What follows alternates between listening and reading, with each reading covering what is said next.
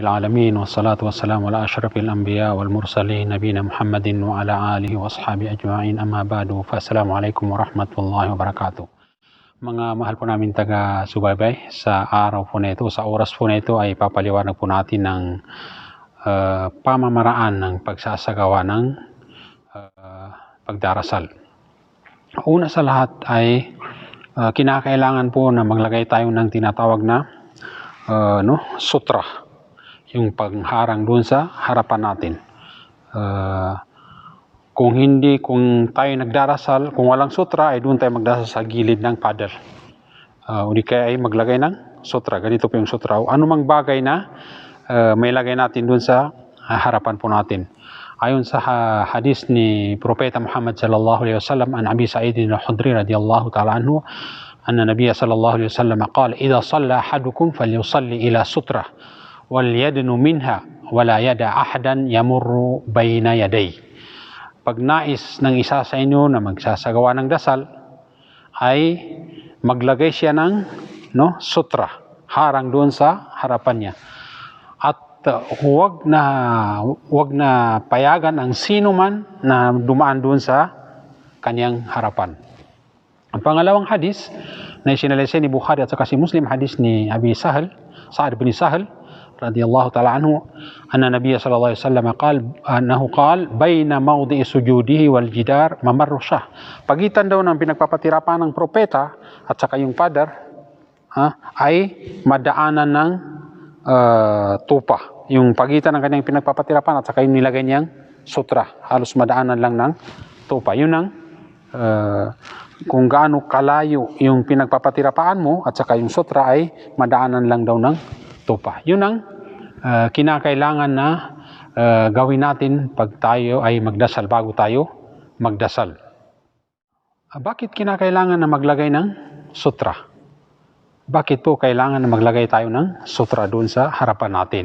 Dahil nasisira po yung dasal pag may dumaan doon sa harapan mo nagdarasal, harapan ng nagdarasal.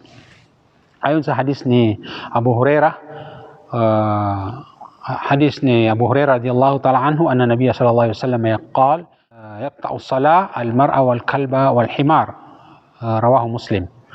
Nasisira yung dasal pag dumaan sa harapan ng nagdarasal ang babae, o di kaya ay yung aso kung ikaw ay nagdarasal di sa labas, at saka yung anso.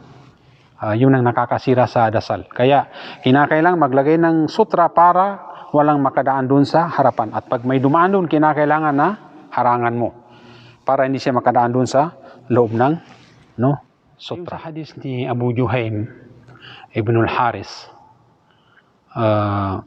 na isinalaysay ni Bukhari at saka si Muslim, na sinabi ng propeta sallallahu alaihi wasallam, law ya'lamu al-marru bayna yaday al-musalli madha alayhi lakana an yaqifa 40 khayran lahu min an yamurra bayna yaday.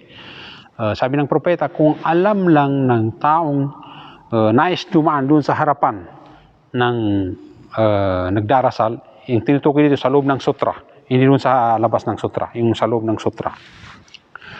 Kung alam niya yung kanyang kasalanan doon sa pagdaan niya doon, ay mas pipiliin niya na siya ay tumayo ng 40 araw o 40 taon kaysa dumaan siya doon. Ibig sabihin, mas piliin niya na manatili siya na nakatayo, antayin niya yung matapos yung magdarasal, kahit umaabot pa ng 40 araw o 40 taon.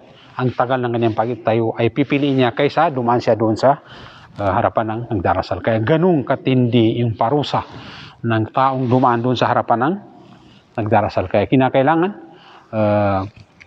pag tayo ay sa loob ng masjid ay huwag tayo dumaan doon sa harapan mismo ng nagdarasal. Lalong-lalo na kung siya ay may sutra. Okay. Pag nakalagay ka ng sutra, paglagay na ikaw ay nasa sutra, nakalagay ka ng sutra, ay kinakailangan, tulad sinabi natin kanina, iharap mo yung buong katawan mo sa kibla. Kasi yung pagharap sa kibla ay kasama sa kondisyon ng pagkatanggap ng dasal. Ibig sabihin, pag hindi ka lumihi ka sa kibla ng sinasadya mo, hindi matanggap yung dasal mo.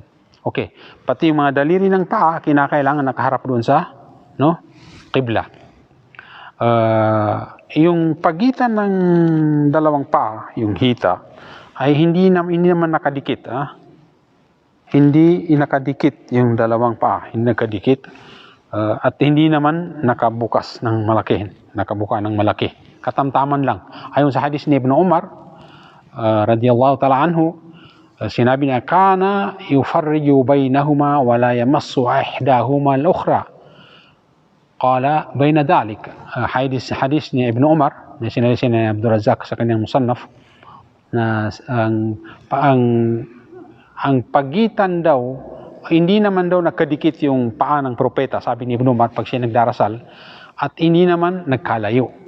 Pagitan daw ng bainahuma, pagitan ng nakadikit at saka magkalayo. Yung sabing katamtaman lang, yung pagitan ng dalawang kanyang paa.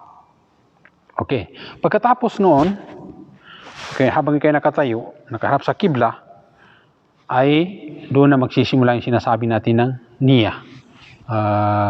Yung layunin, yung isa puso mo, yung ano ang uri ng dasal na iyong isasagawa. Kinakailangan yun kasi kasama sa haligi ng dasal yung niya, yung layunin mo. Sabi ng propeta sallallahu alaihi wasallam, innamal a'malu binniyat. Lahat ng mga gawain ay nakabase sa niya.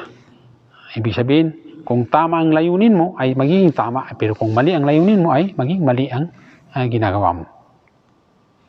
Okay. Ang pagtayo sa pagdarasal ay kasama sa haligi ng dasal. Ibig sabihin, pag kaya mong tumayo, tapos hindi ka tumayo, sinadya mo na hindi ka tumayo, hindi matanggap yung dasal mo. Maliban kung may reason, may dahilan na katanggap-tanggap sa Islam. Pangalawa, haligi ng Islam yung, haligi ng dasal yung layunin, yung isa puso mo, ano ang uri ng dasal ng yung isasagawa. Halimbawa, yung dasal ng Maghrib, isa puso mo at layunin mo na ikay magdarasal ng dasal ng Maghrib, obligadong dasal ng Maghrib, ng 3 raka'a, alay mo kay Allah subhanahu wa ta'ala. Ang pagkakaroon po ng layunin sa sala ay hindi po ito binibigkas ng dila, kundi isa puso lang at layunin mo ang uri ng dasal ng iyong isasagawa. At hindi ito bibigkasin ng dila, kundi sa puso lamang. Halimbawa, yung ikaw magdasal ng Fajr, ako'y magdasal ng obligadong dasal ng Fajr, 2 raka'a alay ko kay Allah. Iyon ang isa puso mo at hindi bibigkasin ng dila.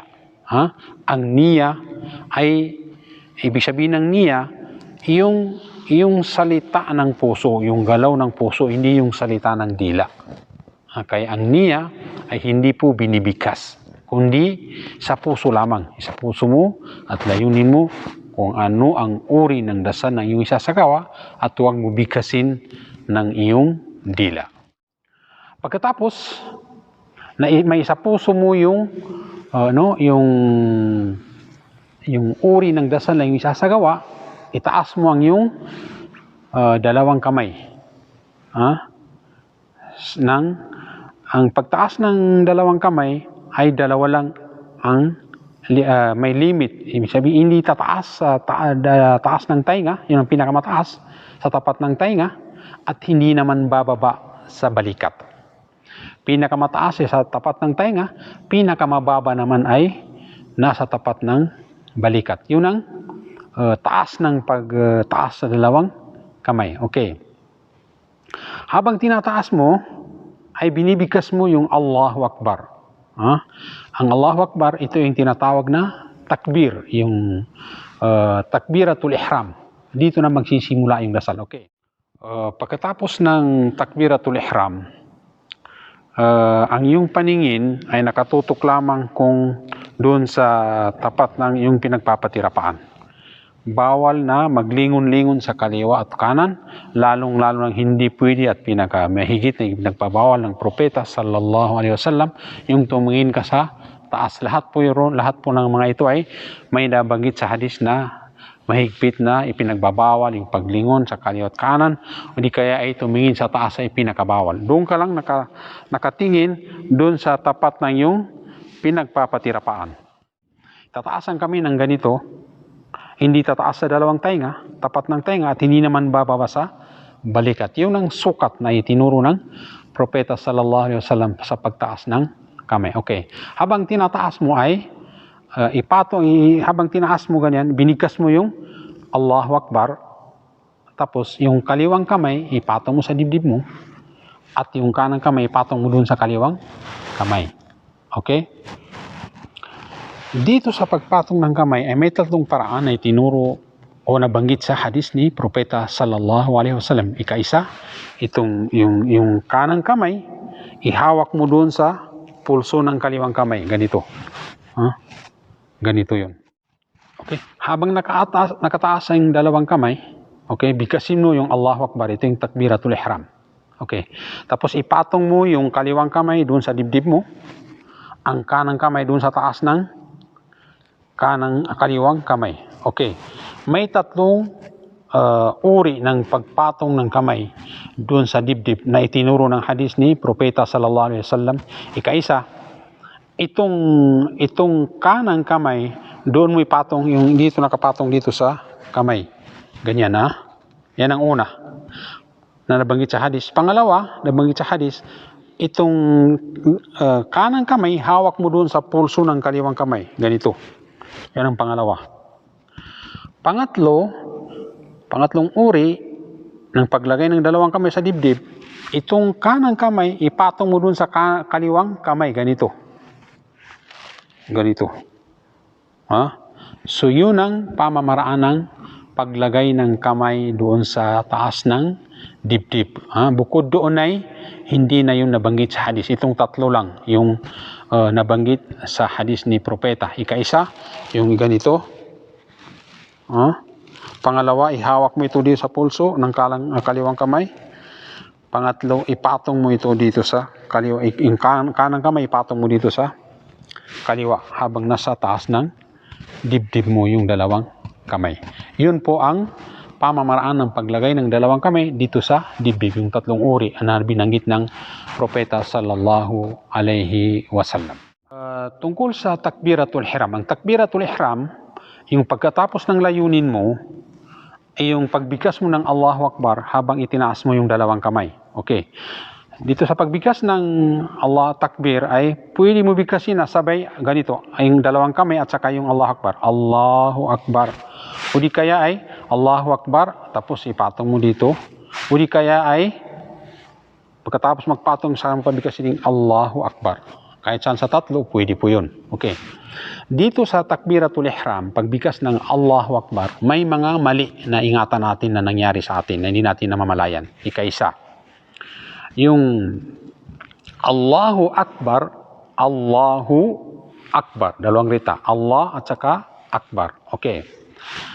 Unang pagkakamali dito, sa pagbigkas ng Allahu Akbar, yung pahabain mo yung hamza, yung Allahu Akbar. Mahaba. Allahu Akbar. Mali. Hindi diretso. Allahu Akbar. Okay. Pangalawang mali, sa pagbigkas ng Allahu Akbar, yung Allahu Akbar. Allahu. Mali po yun. Hindi Allah. Mufakham. Allah. Hindi Allah. Kailangan i-practice natin ito. Yung mga tao, kasi may mga tao na hindi na kayang bigkasin ng Allah. Ang bigkas na ay Allahu Akbar. Hindi po Allahu Akbar. Okay. Yung lam ay mupakham. Allah. Yun. Hindi Allah. Okay. Pangatlong mali dito ay yung yung iba sabi niya Allah. Hindi may shadda. Medyo matagal ng 2 seconds. Allah. Yung iba sabi niya Allahu Akbar. Allahu, mali po. Hindi Allah. May tagal na 2 seconds. So, harakatain. Allahu Akbar. Hindi Allahu Akbar. Okay, mali po yun. Ang tama ay Allahu Akbar. Okay, kabilang sa pagkakamali ay yung Allahu apo ang simula na akbar. Yung iba, bigkas na Allahu Akbar, hindi Allahu akbar. Yung iba, Allahu Akbar. Napalitan yung sa wa. Mali po yun. Ingatan natin. Hindi Allahu Akbar. Minsan nagkakamali na hindi na malaya ng iba yung ganitong bagay. So, kinakailangan Allahu hindi wa. Allahu Akbar, hindi Allahu Akbar. Okay. Kabilang sa pagkakamali dito sa Allahu Akbar ay yung Allahu patagal sa Akbar yung Okay, dito tayo sa Akbar ngayon Tapos na yung Allah. Dito tayo sa pangalawang letra Akbar. Okay. Allahu Akbar ang tama. Hindi Allahu Akbar. Huwag mo patagalin sa Akbar. Katulad din sa Allah, patagalin, hindi pwede patagalin doon. Maging istifham, questioning ang maging ang kahulugan niya. So, Allahu Akbar, hindi Allahu Akbar. Okay. Pangalawang mali sa Akbar, doon mo patagalin sa lagyan ng mad doon sa ba. Allahu Akbar, matagal sa ba, hindi po. Diretso yun. Allahu Akbar, walang mad doon sa ba at sa pagitan ng ba at sa ra. Allahu Akbar, hindi Allahu Akbar. Okay. Yan po ang mga pagkakamali na marami pang iba, pero yan lang na nakuha natin, naalala natin na pagkakamali ng iba doon sa pagbigkas ng Allahu Akbar. So ingatan po natin yun kasi kapag nagkamali yung bigkas mo, ay nagkamali yung kahulugan, nasisira yung kahulugan niya. So, kinakailangan bigkasin natin ng tama. Bakit po? Kasi itong takbiratul ihram, panimula ng dasal.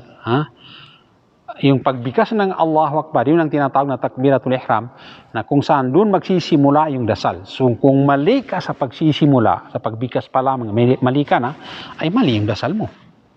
So, kinakailangan pag-aralan po natin ito. Isanay natin ang bibig natin, pag-aralan natin sa mga taong nakakaalam sa tajwid, ang tamang pagbigkas ng Allahu Akbar. Para po sa ganun ay magiging tama yung pagdasal natin. Sa pagtaas po naman ng dalawang kamay sa takbiratul ihram, ay sabi natin kanina na yung pagtaas ng dalawang kamay ay sa tapat, hindi tataas sa taas na tapat ng tainga at hindi naman bababa sa balikat. Ang mga daliri ng dalawang kamay ay nakaharap, yung dalawang palad po ay nakaharap doon sa kibla, ganyan po. Hindi po ganyan at hindi ganyan. Kailangan nakaharap ang dalawang palad doon sa kibla. Ganyan po. Okay, ang dalawang daliri ayon sa hadis hadis ni Ibn Huzaimah na sinalysay ni Abi Daud, hindi daw magkadikit yung mga daliri ng propeta, hindi nakadikit yung mga pagitan ng daliri, at hindi naman magkakalayo. Ibig sabihin katamtaman lang. Katamtaman lang yung pagitan ng mga daliri habang ito ay nakaharap sa kibla. Okay.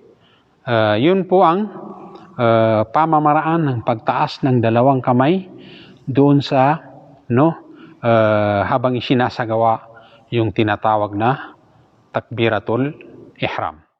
Sa pagtaas po ng dalawang kamay ay may 4 na uri sa pagdarasal na kung saan doon kanais-nais itaas itong dalawang kamay. Una, itong sa takbiratul ihram, sa simula ng dasal, tulad ng banggit natin kanina, na sa takbiratul ihram, panimula ng dasal, pagbigkas ng Allahu Akbar, kinakailangan nakataas ang dalawang kamay, na nakaharap yung dalawang palad dun sa kibla. Yun ang una. Pangalawa, habang kayo nakatayo, pag nais mo magruko, bago magruko, itaas mo yung dalawang kamay, tulad ng nabanggit natin. Halimbawa, pagkatapos ng Al-Fatiha, nagbasa ka ng surah, so nais mo magyuko o magruko, magyukod. So bago magyukod ay itaas mo yung dalawang kamay. Ganito po ha. Allahu Akbar. Yun ang pangalawa. Ha? Bago magyuko, itataas ang dalawang kamay. Ha? Halimbawa ganito, bago nais magyuko ay Allahu Akbar. Ganun. Okay. Pangatlo, pagkatapos na iangat ang iyong ulo sa pagyuko, ganito. Sami Allahu liman hamida. Itaas mo ng pareho ng position, ganun pa rin.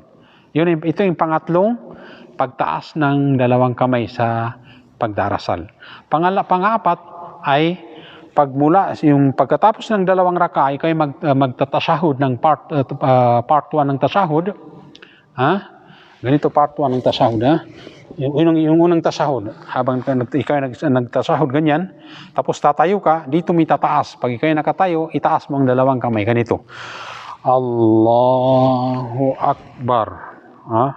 Allahu Akbar. Ito yung pang-apat na position sa dasal na kung saan doon kanais-nais itataas itong dalawang kamay. So, pagkatapos mo ng pagbikas natin ng takbiratul ihram, Allahu Akbar, ang unang gagawin mo dito ay yung pagbikas ng istiftah, yung pambungad na panalangin. Marami po ito na nabanggit sa hadis. May mga istiftah na para sa sunnah, kanais-nais na dasal, at may mga istiftah na para sa mga obligadong dasal.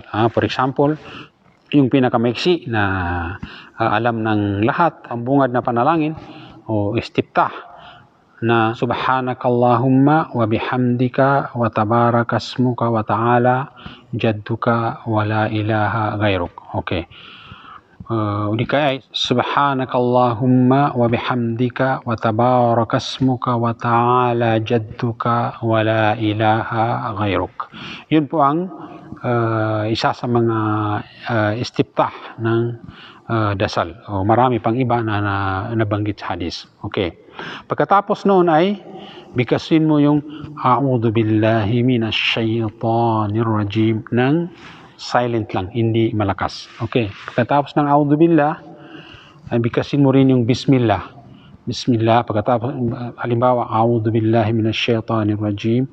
Bismillahirrahmanirrahim. Okay, pagkatapos sakang pabigkasin yung suratul Fatiha, yung Al-Fatiha. Na nang malakas kung ang dasal ay Maghrib, uli kaya ay Isya, uli kaya ay Fajr. Bigkasin mo ng malakas yung suratul Al-Fatiha. Pagkatapos po bigkasin natin A'udhu billahi minash shaitanir rajim. Bismillahirrahmanirrahim ng tahimik. Tahimik po, hindi malakas. Okay? Pagkatapos nun ay bigkasin natin yung Al-Fatiha. Al-Fatiha kasama sa haligi ng dasal. Pag hindi nabigkas sa dasal ay hindi matanggap ang dasal. Sabi ng propeta, la salata liman lam yaqra bi Fatihatil kitab. Hindi matanggap yung dasal ng taong nagdasal na hindi nabigkas yung surah Al-Fatiha. Okay. Paano po yung pagbigkas ng Al-Fatiha? Ayon sa hadis ni Ummu Salamah radhiyallahu anha, tinanong siya kung paano ang bigkas ng propeta sallallahu alaihi wasallam ng Al-Fatiha pag siya ay nagdarasal. Sagot ni Ummu Salamah, isa ito sa mga asawa ni propeta Muhammad sallallahu alaihi wasallam, sabi niya, kana yaqta'u qira'atahu ayatan, rawahu Tirmizi. Ang pamamaraan ng pagbigkas ng propeta sallallahu alaihi wasallam ng Al-Fatiha ay binibigkas niya ito ng aya-aya, by aya. Ibig sabihin, hihinto siya sa dulo ng aya. Halimbawa, Bismillahirrahmanirrahim. Alhamdulillahi Rabbil Alamin. Ar-Rahmanirrahim. Maliki Yawmiddin. Yun, bawat aya hihinto siya. Yung kasi may iba na binibigkas na. Sabi niya, Alhamdulillahi Rabbil Alamin, Ar-Rahmanir Rahim, Maliki Yawmiddin. Tuloy-tuloy. Pwede rin yun, pero ang sunnah talaga, yung ginawa ni Propeta Muhammad sallallahu alaihi wasallam ay hihinto siya sa bawat dulo ng talata dun sa Al-Fatiha. At binibigkas ito ng mahinahon. Okay. Kinakailangan, bigkasin natin ito ng mahinahon. Bakit po? Kasi, isa sa pamamaraan na magkaroon tayo ng khusyu, yung pagpapakumbaba ng kalooban kay Allah. Habang binibigkas mo, ay isa puso mo yung kahulugan niya. Ha? Pero kung bigkasin mo ng mabilis, hindi mo kaya isabay yung kahulugan niya habang binibigkas mo. Ang pinakamainam, sa dila mo yung Al-Fatiha, ang kahulugan niya nasa kaisipan mo. Ha? Halimbawa, Alhamdulillahi Rabbil Alamin. Habang binibigkas mo yun, na mahinahon, Alhamdulillahi Rabbil Alamin. O Allah, naikasina sa iyo ang lahat ng uri ng pagpupuri. Ar-Rahmanir Rahim, ikaw ang pinakamaawain. Yun, isasabay mo doon. Ang bigkas sa dila mo, pero ang kahulugan niya ay nasa puso mo, nasa kaisipan mo. Habang matapos mo yung Al-Fatiha. Para hindi makapasok sa iyo yung Satanas na udyukan ka na mag-isip ka ng ibang pag-isip na labas doon sa sala. So yun ang pinakamainam na magawa mo yung tinatawag na khusyu o pagpapakumbaba ng kalooban kay Allah habang ikaw ay nagdarasal. Hindi lumabas ang kaisipan mo kung saan mapunta sa makamundong bagay. Okay, pangalawa, kinakailangan mahinahon. Kasi habang binibigkas mo ng Al-Fatiha, bawat bigkas mo doon, sinasagot ka ng Allah. Pag sinabi mo, Alhamdulillahi Rabbil Alamin, sabi ng Allah, Majjadani Abdi. Dinakil ako ng aking alipin hanggat matapos itong Al-Fatiha. So, bawat talata, binibigkas mo ay may sinasagot sa iyo ang Allah subhanahu wa ta'ala. Kaya kinakailangan mahinahon. Huwag natin bilisan na makalabas tayo sa tajwid. Okay. Yun nga, pagbigkas ng propeta, hihinto siya sa bawat talata ng Al-Fatiha. Hindi yung tuloy-tuloy yung 2-3 talata. Hindi po ganun. Okay. Pero ito sunna lang. Ibig sabihin, kung bigkasin mo ng tuloy-tuloy yung 3 talata, tama din yung pagbigkas mo. Pero hindi mo nakuha yung talagang sunna na ginawa ng propeta sallallahu alaihi wasallam. Okay. Pagkatapos ng Al-Fatiha, ghayril maghdubi alaihim waladdallin. Hadis ni Abu Hurairah na sinabi ng propeta, idza ammana al-imamu fa aminu fa innahu man wafaqa ta'minahu ta'min al-malaikati ghufira lahu ma taqaddama min dhanbi. Pag sabi ng imam ng amin, magsabi kayo ng amin. Hadis ito yung muttafaq alayh. Hadis sa Bukhari at si Muslim. Pagkatapos ng magbigkas ng imam ng waladdallin at bibigkasin ng amin, bibigkasin ng imam at saka pa kayo magbigkas ng amin. Okay, ito ay napakalaking problema na sabi ng balwaam, ibig sabihin halos lahat ay nagkakamali dito. Kasi kung pakinggan mo halimbawa sa mga masjid, kahit saan masjid, maliban na lamang sa biniyaya ng Allah subhanahu wa ta'ala na ligtas dito. Pakinggan mo ay, pagkatapos ng imam may bigkas ng imam ng waladdallin, lahat sila sabay-sabay ng amin. Halos nauna pa sila sa imam, uli kayo sabay sila sa imam. So mali po yun.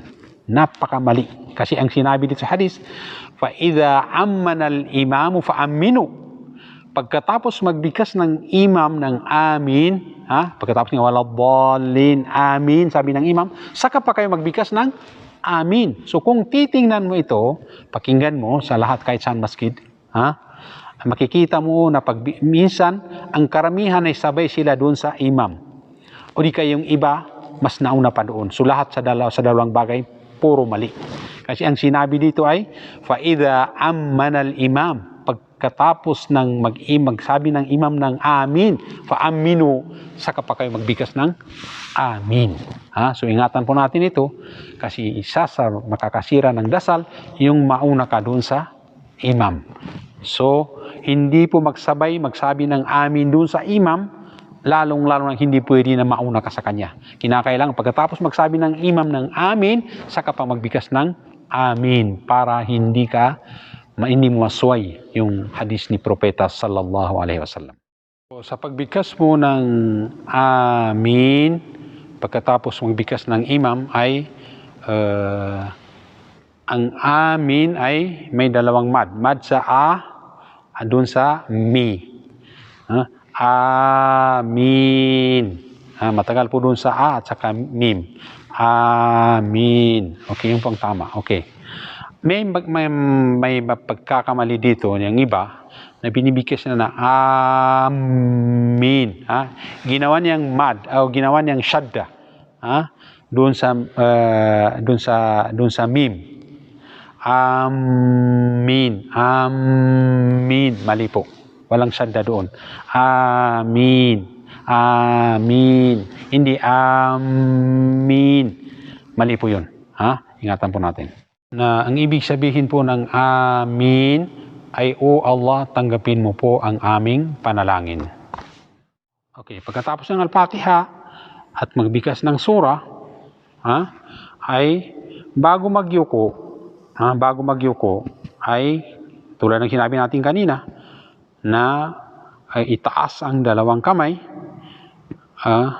bago magyuko. Okay? Halimbawa ganito, Allahu Akbar.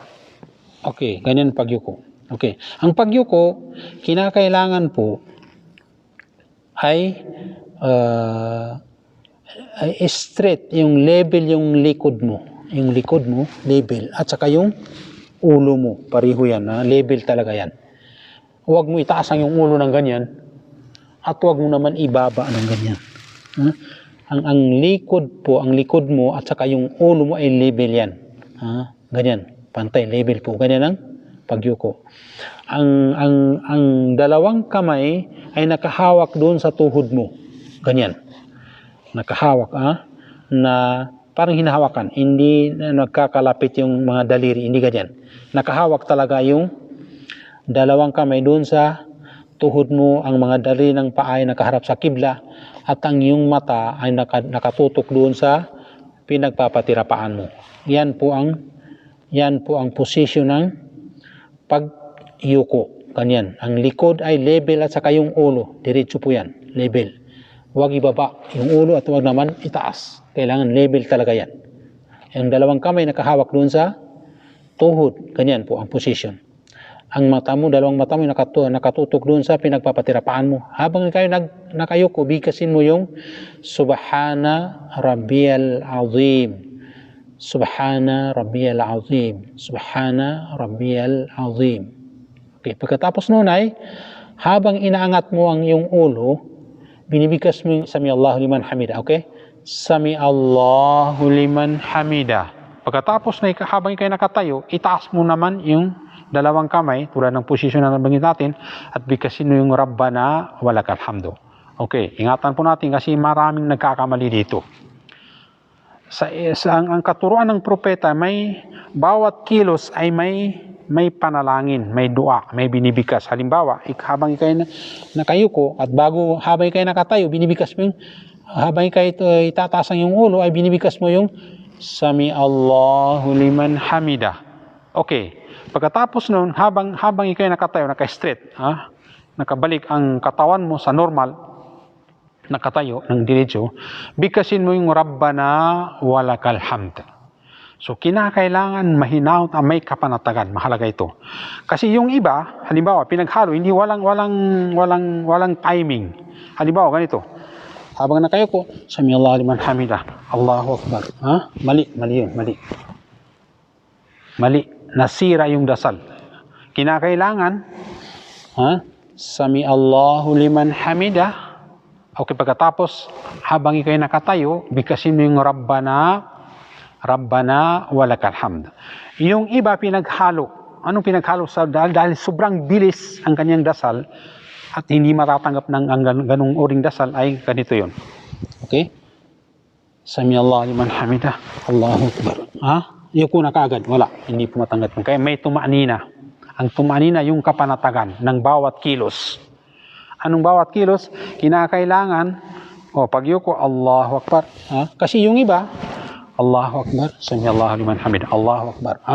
Walang kapanatagan. So hindi matatanggap po ang ganung dasal. Sabi ng propeta, pinakamasamang pagnanakaw ay ang taong ninanakawan niya ang kanyang dasal. Ibig sabihin, siya mismo ang nagnanakaw sa kanyang dasal. Anong taong nagnanakaw sa kanyang dasal na pinakamasamang pagnanakaw? Masama pa sa pagnanakaw sa kayamanan ng iba. yung taong sobrang bilis ng kanyang pagdarasal. Nang mabilis, walang kapanatagan ng bawat kilos. Napakabilis.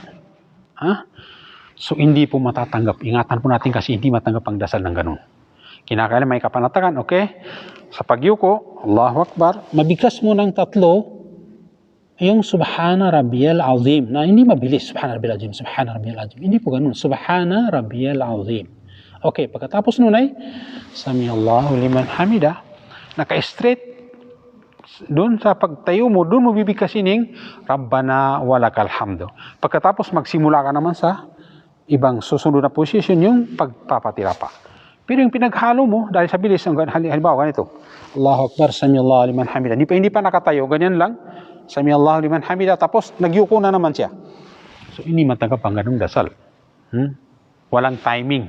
Kasi yung pag-angat mo ng ulo mo, hindi pa na straight, binigkas mo na yung Rabbana walakal hamd. So, hindi matanggap yun. Bakit nawala yung tinatawag ng kapanatagan at tumanina? Na kung saan ito yung tinuro ng propeta, kung sa taong nagdarasal ng napakabilis, sabi niya, bumalik ka. Magdasal ka ulit. Isang lalaki na nagdasal, pagkatapos na magdasal, sabi ng propeta, magbalik ka kasi hindi ka nakapagdasal. Nagdasal, pangalawa. Pagkatapos sabi niya, dasal ka pa rin ulit kasi hindi ka nakapagdasal. Pangatlo, ganun pa rin. So pang-apat, sabi niya, usugo ng Allah, wala na akong ibang alam na dasal maliban doon. 3 beses nagdasal, pinapalik ng propeta kasi ang kanyang dasal ay napakabilis. Walang kapanatagan. Kaya mahalaga yung kapanatagan. Okay. Pagkatapos ay Sami Allahu liman hamida, Rabbana walakal hamd. Then, magsimula tayo sa posisyon ng pagpapatirapa. Paano ang posisyon ng pagpapatirapa? Okay? 2 posisyon. Ika-isa, mauna yung 2 kamay. Ganito. Allahu Akbar. Okay? 2 tuhod. At saka yung noo at saka yung ilong. Ganyan. Okay, yun ang una. Pangalawang uri ng pagpapatirapa, kasi nagkakamali yung mga opinion ng mga pantas scholars ng Islam. Pero ang pinagkakaibahan lang nila kung ano ang pinaka mainam talaga. Pwede yung 2. Yung iba naman, sabi niya, mauna yung tuhod, ganito. Allahu Akbar. Ganun. Okay. Dito sa pagpapatirapa, kinakailangan na magpatirapa yung 7 bahagi ng katawan. Anong 7 bahagi ng katawan? Ang noo at saka yung ilong. Kailangan may latag doon sa lapag. May latag doon. Pangalawa, yung 2 kamay. Pangatlo, 2 kamay, 3. Yung 2 tuhod, 5. At saka yung daliri ng 2 paa, yung 7. Yung noo at saka yung ilong, 1. Yung 2 kamay, 3. 2 tuhod, 5. At saka yung 2 daliri ng mga paa, yun ang 7 na kinakailangan. Ito ay may lagay sa tamang paglagay. Makapagpatira pa itong 7 bahagi ng katawan.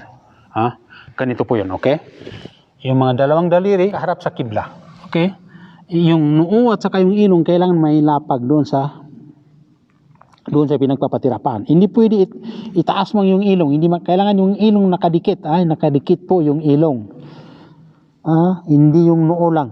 Kailangan magpatira pa yung ilong sa pamagitan ng may lapag siya, may makadikit siya doon sa pinagpapatirapaan. Yung 2 dari ng mga kamay nakaharap sa kibla, hindi po pwede na hindi makaharap sa kibla, ganyan. Hindi pwede. O ganun, hindi pwede. Kinakailangan nakaharap sa kibla, okay? Yung 2 tuhod, okay. Ang mahalaga, yung 2 dari ng paa. Okay. Paano po yung 2 dari ng paa? Ganyan, nakadikit. Tapos yung daliri ng paa, nakaharap sa kibla. Ganyan, tandaan po natin. Hindi ganun. Hindi kayo ganun. Hindi. Kailangan yung 2 darili, mga darili ng 2 paa ay nakaharap doon sa kibla. Ganyan po. Tingnan mo. Tingnan po, nakaharap ito sa kibla. Yung 2 darili ng paa. Ganyan po yung 7 bahagi ng katawan na kinakailangan magpatirapa, kasi kung hindi ito may lapag sa sahig ay hindi matanggap yung pagpapatirapa. Ganito po. Okay. Kabilang sa karagdagan ng posisyon ng pagpapatirapa, una sa lahat, itong paa, yung binti, ay nakataas, hindi nakadikit dun sa lupa, sa sahig, ganyan, may distance, okay? Distance ito dito. Tapos yung binti at saka yung hita, may pagitan, ganyan. At saka yung hita at saka tagiliran ay may pagitan, ganun. Tapos yung dalawang siko ay nakaangat, nakalayo sa tagiliran, ganyan, Hindi pwede ganun. Maliban na lamang kung kayo nasa linya, nasa linya ay masikip, ay pwedeng ganito mo. Pero kung mag-isa ka lang, kailangan ganyan. Nakalayo yung siko mo doon sa tagiliran mo. At hindi pwede idikit ng ganyan kasi bawal, sabi ng propeta, parang aso. Na nakadapa ang ganyan, bawal na ganyan. Kailangan nakataas ang siko.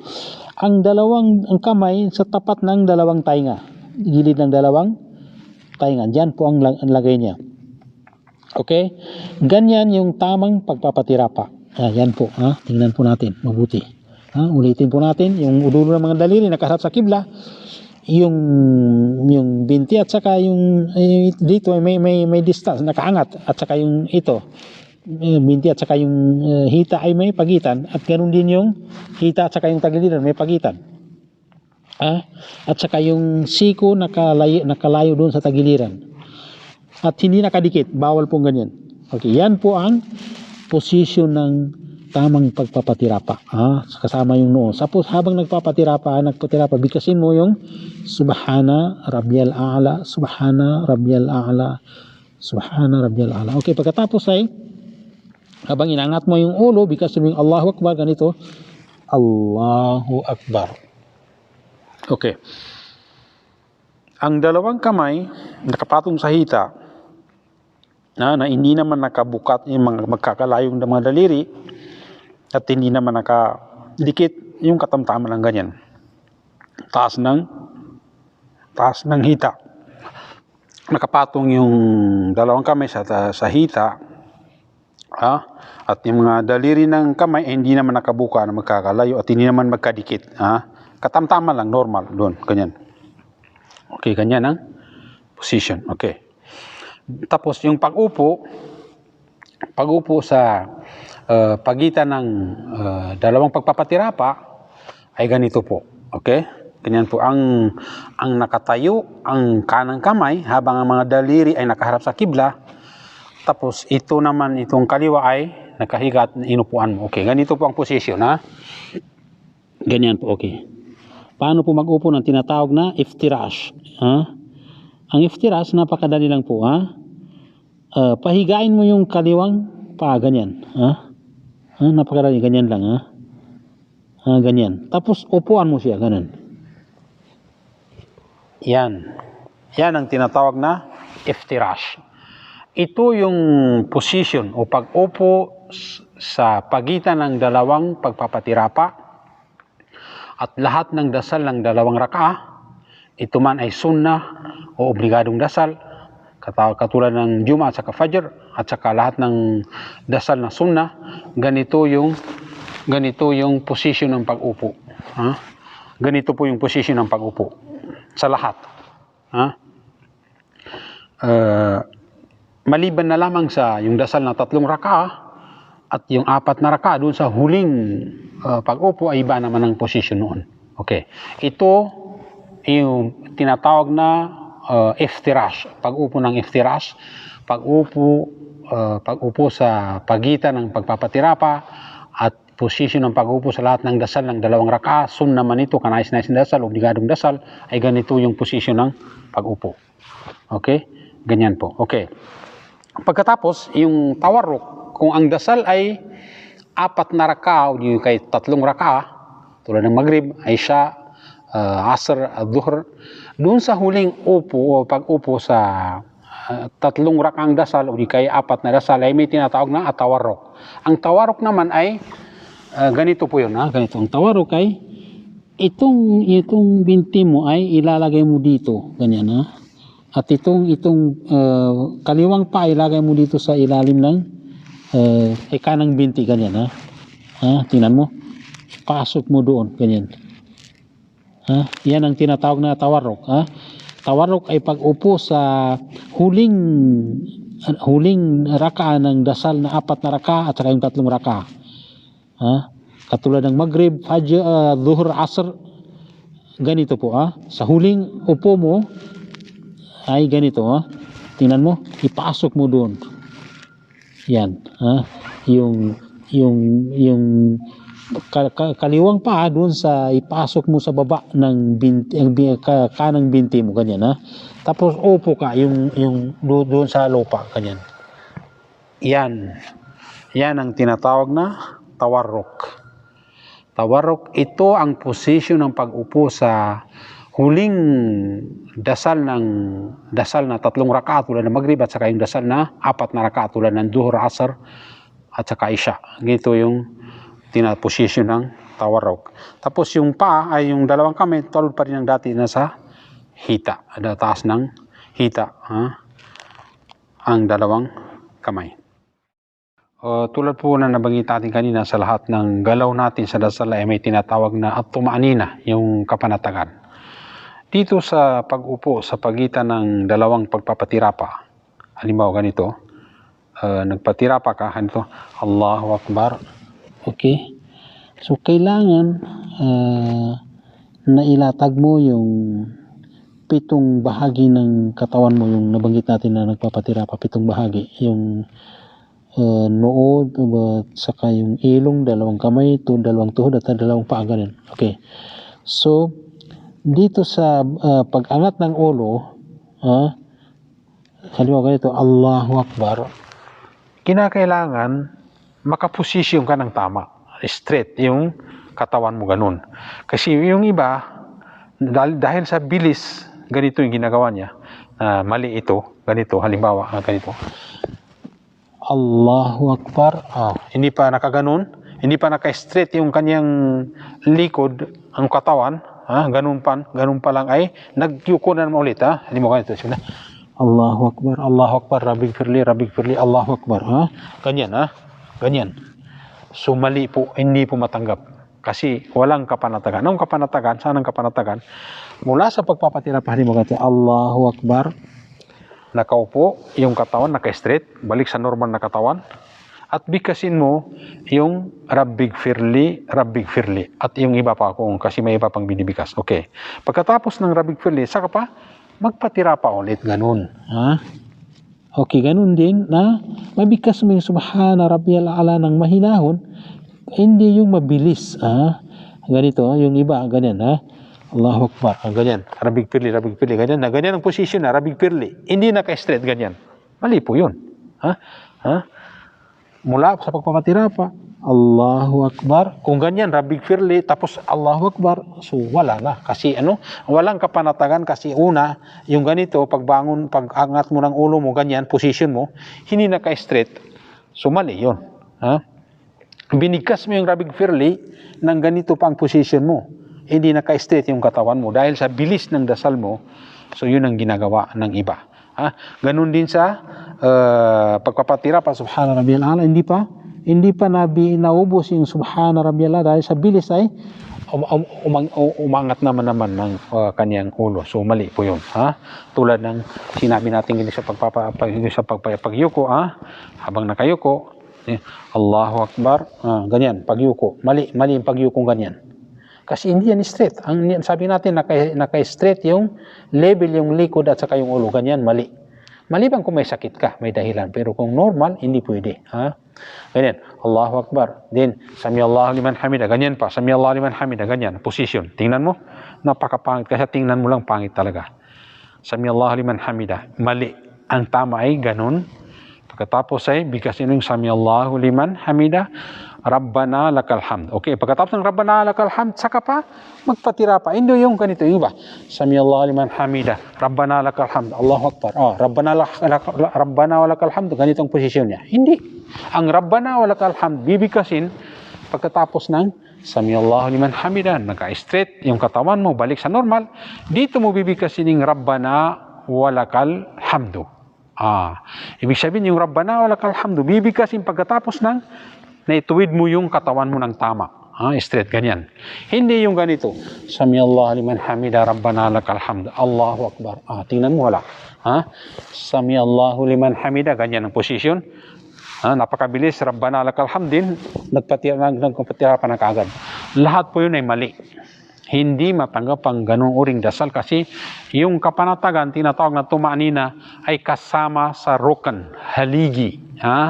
Haligi ng dasal, yung tumanina, kapanatagan sa bawat kilos ng dasal na may kapanatagan, kasi kung mawala yung kapanatagan, hindi matanggap yung dasal.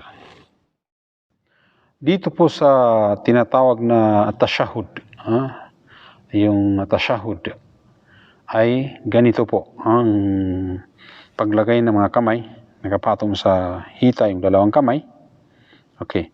Pagkatapos ng tashahud, na bibigkasin mo yung ashhadu an la ilaha illallah, so nakakuyom yung yung darili ng kanang kamay. Ganito pang pagkuyom, ganito po. Ganyan. Ganyan. Tapos yung hintuturo ay nakaturo sa kwan, ganyan po, ganyan.